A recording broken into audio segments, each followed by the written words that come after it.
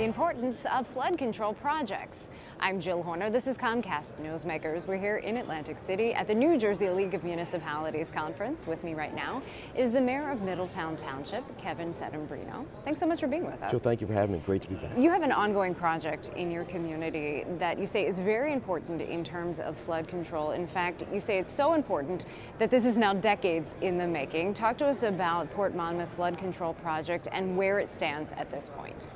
So in the early 90s, the Township of Middletown looked to accumulate funds, federal funds, with Congressman Pallone and Congressman Smith to mitigate floods in the Port Monmouth area between Compton Creek and Hughes Creek and east of 36.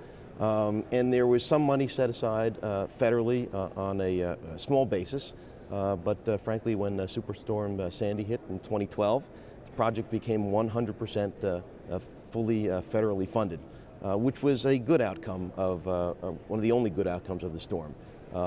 And now, at this point, it has begun as a project to mitigate any flood concerns in the Port Monmouth area, and there are several components of that. And let's get into the details of where we stand now with this project. As you mentioned, the project has already started. You're about halfway through the project at this point. Give us an idea as to the overall scale of the project and what it actually includes. So the project is about $115 million in total, again, fully federally funded. And phase one has been complete, started in about 2014, completed in 2015, mid-2015. That included a beach extension about 200 lineal feet out towards the ocean, a groin extension to prevent water from flowing in, a fishing pier extension. Again, that was done in mid-2015. And we're into phase two now, which includes flood walls, it includes flood gates, it includes levees, which are big berms to keep the water on the wet side. It includes pump stations as well at Compton Creek and Hughes Creek as well. And you mentioned walls and gates, and this is important in terms of keeping back waters in case of future storms. Right. So there are a few components to a flood control system. One is the beach extension, which I talked about earlier, and that reinforces the beach to mitigate any inflow of water.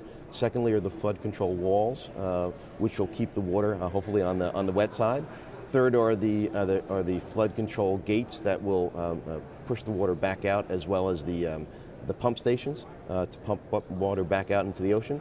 And we have a few locations where we have roads that go in and out of the flood control area, that we have flood gates that will open and close based on a flood event. And as you mentioned, this is fully funded by the federal government, but what does this mean at a local level, potentially for homeowners in the area? Could they save on flood insurance, for example? Right, and they do. And although all of the residents will still need to pay flood insurance, the flood insurance premiums will go down substantively.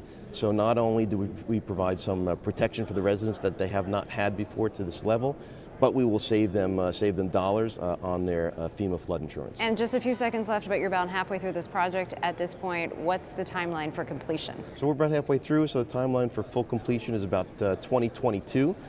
We look forward to that, and we look forward to the NJDEP managing and operating the system after completion. Thanks for being with us. Well, thank you so much. We've been talking with Mayor Kevin Settembrino of the Township of Middletown. I'm Jill Horner for Comcast Newsmakers here in Atlantic City.